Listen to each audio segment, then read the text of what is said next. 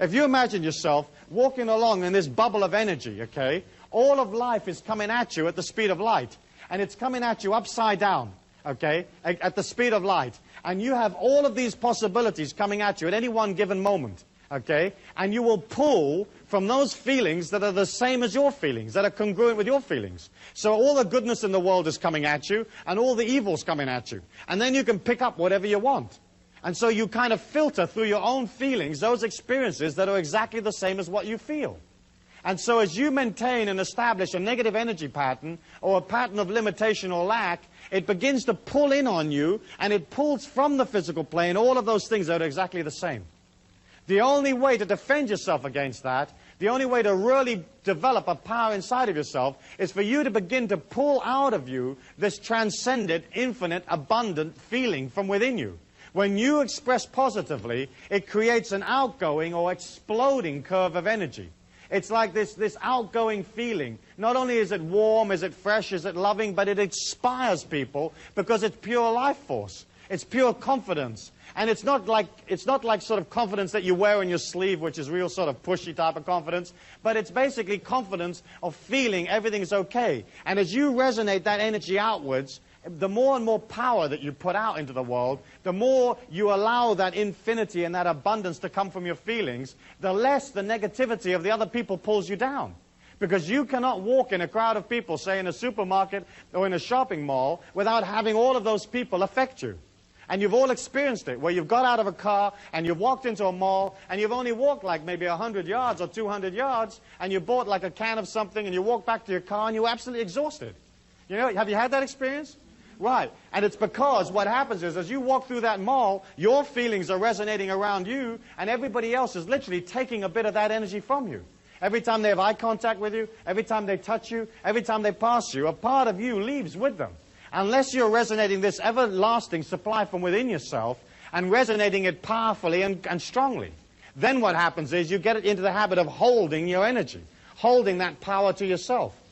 And it's the same way, again, with money. If you feel confident about it, it begins to be there. It's like natural. But you can't come from like way down here in a state of, let's say, limitation and poverty to something up here where you're walking with or a part of absolute abundance. You know, if you resonate poor feelings, you have to stay poor because universal law's got to reflect that. And so the name of the game as you begin to master money is one, allow yourself the patience to go beyond the old stuff, the old garbage, and two, begin to resonate in your feelings the abundance that you're a part of. And here you have to be very, very careful because a lot of people begin to think, oh yeah, all I've got to do is act abundant, act powerfully, act transcendent, you know, buy a lot of stuff, buy a lot of fancy clothes, and abundance will come to me. In fact, what you've got to do is you've got to begin to see abundance in those things that you actually have. Okay? It's not a matter of like going out and spending a lot of money on French clothes or something and then being in debt because that very fact that you're in a debt is going to pull you backwards. It's more like saying, okay, around me I have this and I see beauty and abundance in it. And then, as you begin to become more and more confident and you have more and more surplus income, you can begin to create affirmations of abundance in your feelings that actually affirm, hey, I'm doing fine, I'm doing well. And so, yes, go out and buy a good suit. Go out and buy a fine dress, a fine pair of shoes, whatever it is, you know, and have one, but have one of the very, very best quality. If you go for the cheap and the cheerful and the discount, it's always has that energy. You know, a discount, say, vacuum cleaner has a discount vacuum cleaner's energy. And I remember my wife once buying this vacuum cleaner. It was at a used machinery shop, you know, one of those places where they sell used appliances. And she was all proud of herself because she'd got this thing for $15. And she wheels in this vacuum cleaner, and it looked like a $15 vacuum cleaner, you know. In fact, to me, it looked like she'd been ripped off at $15. And she plugs it in, and there's this limp little bag hanging on the back of this thing, you know. I mean, it's just holding on for grim death. And I said to her, don't you think that bag is supposed to be like full of air and abundant and pleased with itself? And she says, yeah, you know, I think you're right. And she was vacuum cleaning this room, and the vacuum cleaner made a decent kind of noise, but you could see that nothing was coming up off the carpet, you know. As it went over dust and pieces of paper, they just jumped up and then went back down again. And I thought, this is not a real effective way of vacuum cleaning the carpets. And then as she was wheeling this stupid thing around, the wheel came off. And as it came off, it created this sort of very, very sort of gentle curve as it went around the carpet and sort of came into this semicircle around to the other side of the room. And of course, as the wheel went round the room, it did pick up a little bit of dust on the wheel, you know, that was natural. And I looked at it, I thought, oh, this is how this vacuum cleaner works, right? It fires little wheels that pick up microscopic bits of dust. You know, if you buy something at a discount, if you buy the cheap and cheerful, that's the only energy you'll ever have. You know, and you can go in there and you can see this vacuum cleaner and it looks neat and it's made underwater by Brazilian convicts and it only costs $9 and you'll say, I take it, and it has that energy. And so I would say to you, like, if your life is in control and if you're beginning to master money and beginning to feel that you will always have money, then you can begin to spend on those things that are important for you. And I would always go for the very best. I would just have less of them. You know, if you've only got one suit, at least have one decent suit and look good in that. So at least when you go for the interview, you come out of an energy of like, you know, I feel abundant, I act abundant. But don't go wacko, wacko, wacko and just spend a whole bunch of money. And I've watched people take on this philosophy and do exactly that and get themselves into tremendous trouble, you know. As you begin to create those feelings inside of yourself, it has to permeate your entire life. You can't have, like, let's say, one nice dress and then buy a $1.99 pair of shoes, you know, plasticky ones. And you can pretty much always tell people buy their shoes, because only people that have got money spend money on shoes, you know, that buy decent shoes. So you'll get somebody that's wearing this incredible dress, and then they're wearing these pair of shoes, and they're like this little plasticky pair of shoes. And you can suss it out. I mean, you can say, oh, my gosh, look at that. You know, if somebody comes in for an interview and they're beautifully dressed and they're wearing a decent pair of shoes, you know that that person, you know, feels good about themselves, feels strong. And of course, how much money you make is exceptionally intimately linked to how good you feel about yourself. Because it's a function of the ego to devise a system for its own survival. It's a function of the ego to try to win acceptance from the people. It wants you to love it. You know, you want people to come up to you and love you. And so what happens is, as we go out into the marketplace, we have a tendency to sort of charge less or not charge anything at all, just to win people's acceptance. And that's the same thing about being sucked into what people think about us. You know, if you're not sucked into what people think about you, you just go about your life, what they think about you is their problem, not your problem, then you can begin to charge what you like for your services. And if you're coming out of energy, and you're coming out of love, and you're coming out of transcendence, you're basically selling a higher ideal, and there isn't any limit to what you can charge. But so often, you'll do an incredible job for somebody, and they'll come up to you and they'll say, how much do I owe you? And you'll say, no, you know, I don't need any money, you know. I mean, how many of you have done that, you know? I mean, I watch your heads nodding, you know, yeah, no, I don't want that. And what you're sort of saying is, please love me. You know, if I do this for absolutely nothing, will you love me, you know? Or you've said, yeah, you know, okay, but it should normally be $100 and just give me 20 or just give me $10 and that'll be enough. And it's a way of like not feeling confident about yourself. When you give something, when you sell something to somebody, when you give them a service, when you do something for them in a commercial act, you're loving them. You're helping them. You're assisting them, you know? You're delivering this refrigerator to them, and that saves them going all over everywhere and finding a refrigerator or building one themselves. You know, when you transfer goods and services to people, it's a way of loving them. And so if you love them, why wouldn't you have them love you back by giving you their money? You know, if you come out of energy and you come out of dedication and you come out of service, there isn't any limit to how much you can charge within reason. And I don't believe in rip-off, or I don't believe in overcharging, but I certainly don't believe in undercharging. You know, and so many of you don't charge enough. You don't charge enough for your labor. You don't charge enough for your products, because it comes out of like that self-image that says, oh gosh, I'm not really worthy for all of this, so I really shouldn't be charging that, or they're not going to love me if I don't charge, you know, if I charge so much. But in fact, when you can see the transactions that you're involved in life as energy, then you're not involved in the emotions of how much things cost. It's a fact of the commercial world that the more quality you put into something, the more you can charge. And at the top end of the scale, you know, you can charge anything you want. And so you're looking at trying to put energy, trying to put yourself into your commercial endeavors, whatever they might be. I mean, so often you'll go into a business, you'll go into a hotel, you'll go someplace, and the whole energy of the place is bland. You know, nobody's in it. Nobody cares. It's institutionalized. It's like press a button and this thing comes out, and you don't feel good about parting with your money. But when you're with a person that's enthusiastic, they're happy, they put their heart and soul into the product, you don't mind. You feel the life force, you feel the God force, and that inspires you. And so it almost feels like you're transferring money to another part of yourself. You know, if the other person is sort of demanding, or they don't have any energy in it, or they're institutional, there's a sense of loss. You think, oh gosh, I've paid for this room, but I don't know if I really liked it, you know. It's very much a matter of putting yourself into your life, into your commercial life. And that's important. When you can subjugate your ego and put that underneath the ego of your customers or the people that are pulled to your life, then you have the ability to serve them. And that doesn't mean that you're going to lose any sense of identity inside yourself, because you're not. But you're going to come out of loving people by serving them. And serving them is like looking them in the eye and finding out what they want. You've got to remember that you're dealing with a person who's maybe scared or lonely, or their body aches, or they have a need, or they need friendship or company, or whatever they've come up for. Because what they've showed up for in your life may not necessarily be the product. You know, it may be some totally different reason. They've come around for healing of one kind or another. And if you can put yourself underneath them, then what happens is they feel your support. And there isn't a person out there that doesn't want to be supported, that doesn't want to feel more secure, because the name of the game out there is basically feeling insecure, feeling scared, feeling fearful about the fact that you don't necessarily control life. And so there you are. You're this confident, smiling, heroic being, and you get up underneath the person and you come out of service. I'll never forget an incident that happened to me in Washington, D.C., where I was going into a seminar, and there was a young waiter there, and he just happened to come up to me and said, in the hotel, he said, "What is the secret of tips?" And I said to him, the secret of tips is to get underneath the customers, you know, to get underneath and really serve them. And he said, "Well, what do you mean by that?" And I said, what I mean is that for the time it takes you to serve this person and to be with them, you'll subjugate your ego for their needs, absolutely. And so rather than coming out of like thought forms of, oh gosh, when does this shift end? And look at this guy, I really don't like the way he's dressed. And oh goodness me, he's asked me for some more peanuts. And oh goodness me, I'm rushing about. What you're doing is you're coming out of, how can I help you, sir? What can I do for you? You know, would you like ice? Would you like lemon? What would you like? You know, would you like it on this side of the glass or that side of the glass? You know, would you like another pillow, another cushion? What can I get for your lady wife? What would she like? You know, there isn't anything while you're in my care that I won't do for you, you know. You want me to take your canary for a walk while you're having a drink? No problems, you know. And I left this young waiter with this information about coming out of loving them and serving them.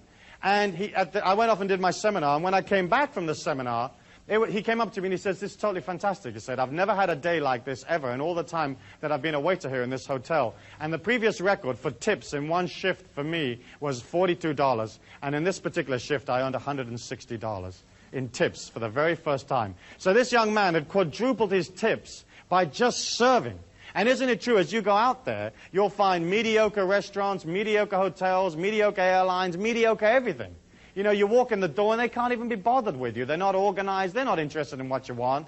You know, and you get this feeling of like, hey, I'm not a customer, I'm not a person. And you don't buy, or you limit the amount you will buy. And you don't feel this expansion and this power inside of you.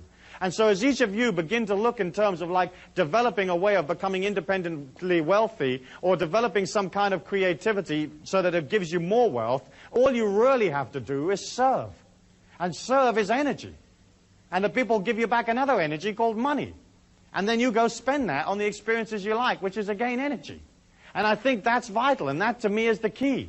That there isn't anything more than just coming out of service, coming out of being organized.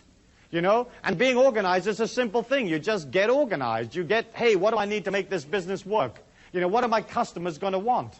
And when you can subjugate your ego and put yourself in the mind of the customers, in the mind of the people that are going to come to you, then it isn't a problem to figure out what they're going to want. They're going to want to be comfortable. They're going to want to do it quickly or reasonably quickly, whatever it is. They're going to want it to work. They're going to want to be able to have value for money. They may want more than one way of paying for it. But basically speaking, what do they want? And then if you begin to concentrate on making it clean and fresh and beautiful, people respond.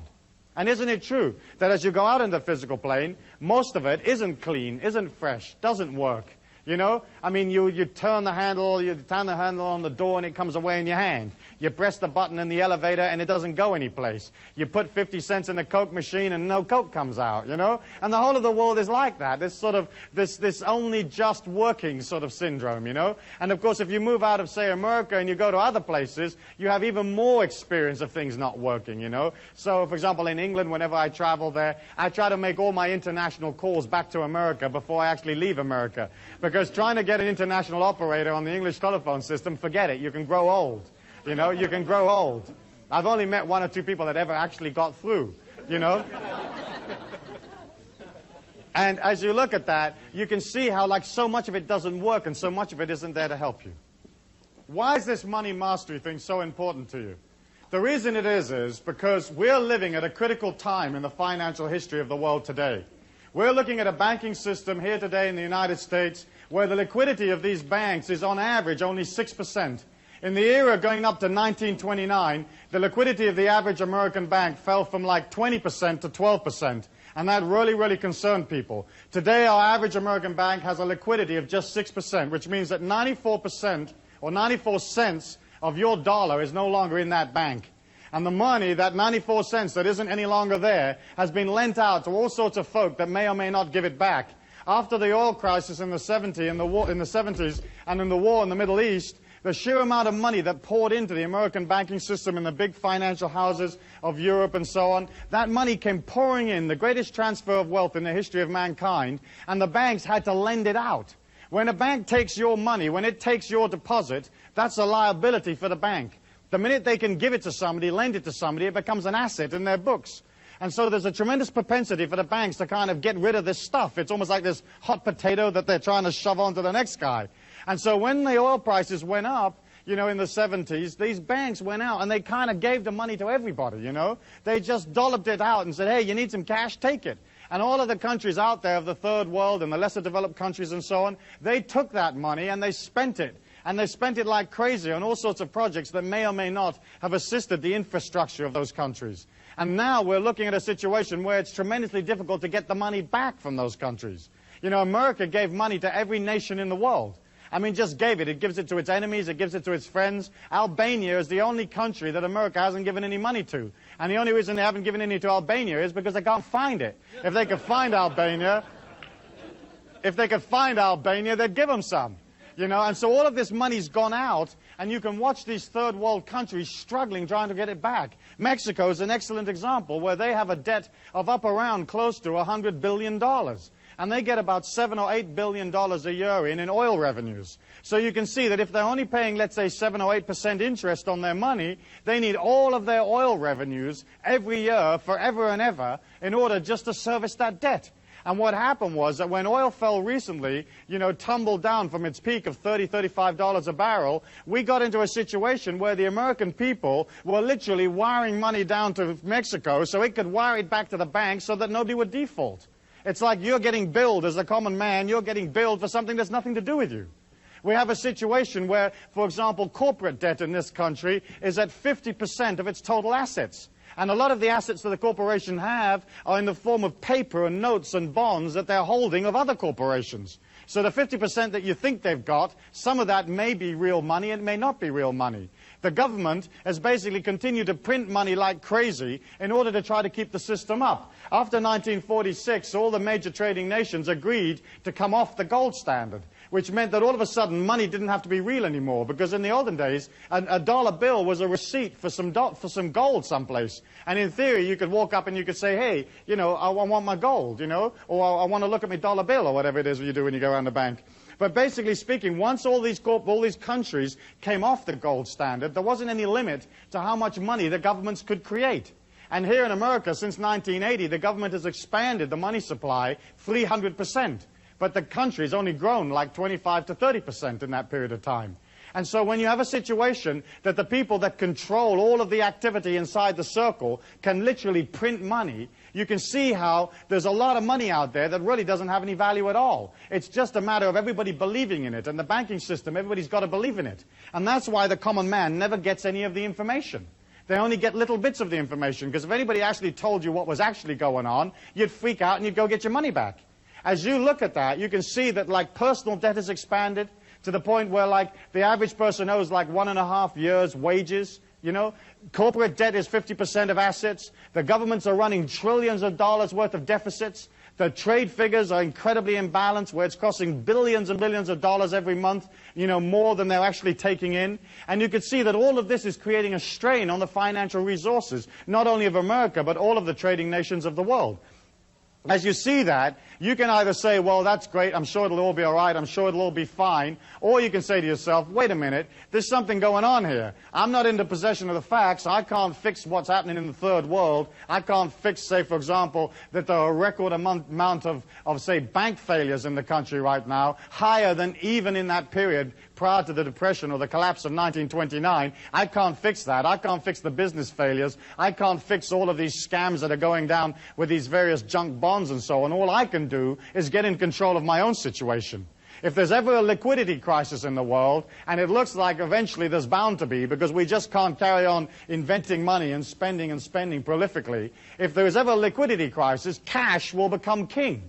You know, you'll become God if you've got cash in hand. You'll be able to go out and you'll be able to buy things for cash. Recently, near my hometown of Taos, they sold off a whole bunch of houses that had been repossessed from mortgage defaulters. And they put up 241 houses for sale all in one day. And the FHA got a whole bunch of people in for this auction to get rid of these houses because obviously they didn't want the houses. And the houses sold off in that morning. And the cheapest house sold for $400. And the most expensive house that got sold off that day was only $21,000. And you can't build a family home for $21,000. So you can see that if there's ever a cash crunch or there's ever a difficulty, if you have cash and you're liquid, you'll be in a position whereby you'll be able to go buy things that you've always wanted at half the price, a quarter of the price. You'll be in a situation of being empowered. You know, and you can pop out one day and you can spend 10 grand and you come home at night and your husband says to you, what you've been doing? You say, I've been shopping. I've got this entire street. You know, I got it from the 7-Eleven right up to the traffic light, the stop sign, you know. And I had enough money in my pocket to take a limo home. You see, and some of you have saved all your life for that stuff. You're going to come into a period of time where that cash is going to be king. And the way to achieve that cash is obviously you've got to spend less than you earn. You have to have fiscal discipline. And fiscal discipline is looking at what you earn and beginning to de-escalate the debt that you have. Getting into the mastery of money is basically spending less than you earn and beginning to develop a certain amount of liquidity. Now you may say to me, Stu, well, how do I pay off my debts and develop liquidity? The fact is that as you pay the debts, your whole energy begins to calm down, you feel less out of control, and the opportunities that you need to make money will find you. But again, you have to be organized, you have to be centered, you have to know what it is you want, and you have to begin to go for it. And if you can't go for what it is you want in life just yet because you're stuck in some job here, just maintaining everything, then at least you can begin to play that fake it till you make it energy. You can begin to move towards it. You know, like if you're pumping gas in a gas station and you want to be a film director, well, you begin to resonate an intention for that. And you go to film school in the evenings and you buy books on film directing and you watch films and maybe you join an amateur filmmaking club, but you're moving towards your goal. So often people find themselves like down here and they hope that they can pull their energy up to up here and they never make it. You have to move towards whatever it is you want, and as you move towards, it's almost like the energy comes around you and supports you to get what you want. Which means that, of course, you've got to be clear about what you want, you have to have clarity, you've got to know what it is you want. And we've spoken about that in the past, have we not? But it's mostly a matter of deciding, hey, what do I want for my life right now, and what do I want later on, and what do I want later on, and concentrating on the right now. And of course, if you're not clear about what it is you want, then you begin a program of getting rid of all the encumbrances and all that stuff that's around you so that you can have what you want, so that you are clear about what you want, you know? And then you develop this high clarity about who you are, what your mission is in life, what your gift to the people is. You're like, hey, what are you going to give people? You know, you're this heroic being, you understand yourself, you've got perception that other people will never have, you've got energy they'll never have, creativity that they can't even dream of, and what are you going to give them? You know, what are you going to give them when they show up? And you have to have that clear in your mind. As you develop high clarity, as you develop high resonance, which is basically moving towards your goal, resonating this intention, resonating the whole idea all of the time, bit by bit, the universal law has to give it to you. And it's only a matter of coming out of control. It's only a matter of controlling the situation, dominating the situation, and seeing what opportunities there are. In order for you to be able to be in the marketplace, you know, you have to have something that you're going to offer. And so each one of you is going to have to develop a skill or some kind of service or knowledge, or you're going to have to get into control of a product.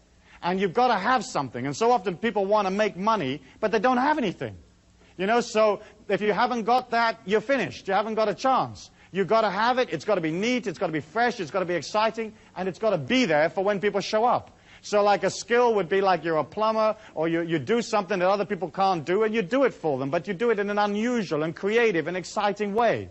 You know, and you roll up at the front door, and you're in this big polystyrene bubble, you know, that looks like a sort of a spanner or something. People say, what are you? You say, I'm the plumber, and it's musical. And up comes a little hat, you know, and they think, oh, this is incredibly interesting. This is really different. Most plumbers show up in, you know, oily overalls, grumbling and moaning about how lousy plumbing is. And this guy shows up in his chicken outfit or whatever it is, you know. I always had this idea of a loan package where you'd get all the details of the loan you wanted when you went to the bank. And it was this incredibly beautiful loan package. And then you would train these 3 canaries to sing. And when you open up the loan package, the canaries would go, give us the loan, give us the loan, give us the loan. You know, well, imagine the bank looking at you and you telling them, hey, listen, what I want to do is open this flea circus. And by the way, here's these 3 canaries that we've taught to say, give us the loan, give us the loan. You know, it's like the bank would understand you. They may not lend you the money, but they would understand the creativity there. So as you decide that, you've got to either have something that the rest of the world hasn't got, which is a skill, or you've got to have some kind of knowledge. And we live in the most powerful, most information-conscious world that there's ever been.